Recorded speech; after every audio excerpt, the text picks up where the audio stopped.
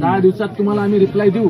जर नाही रिप्लाय तुम्हाला भेटला तर तुम्ही परत आंदोलन करा. आम्ही तुम्हाला रस्त्यावर उठायला येणार नाही बुवा. जोपर्यंत आम्ही बसत नाही तोपर्यंत होणार नाही हे मला चांगलं माहिती आहे.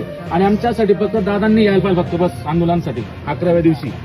ही माझी नम्र विनंती आहे फक्त बस. तुमच्या माध्यमातून आंदोलन होईल.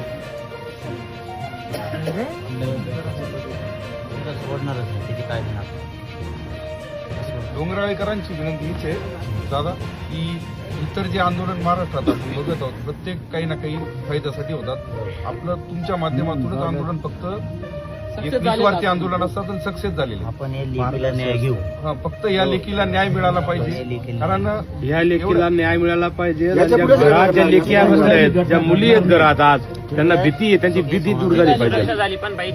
सर्व भीतीच्या सावट टाकले आहेत. प्रत्येकाला वाटतं की साहेब पालकांना सुद्धा भीती निर्माण झाली. कायदा कडक करणं खूप गरजेचं आहे. कोण किती नजरे समोर ठेवू शकतो. कारण आपला कायदा असा आहे विषय छेडछाड विषय आहे. छोट्या लेकरांचे असे छोट्या मुलीच्या पद्धतीनं बाबतीत हत्या असं करणं हा. याच्यात कायदा जर कडक झाला ना तर राज्यात देशात धास्ती निर्माण होते. कायदा जर कडक करायसाठी ही गोष्ट लावूनच देऊ आपण. आंदोलनाच्या माध्यमातून आपल्या सरकारांना ऐकलं तर आपल्याकडे आहेच ना जनता. आपल्याकडे असं तर बंद करू. तुमच्या माध्यमातून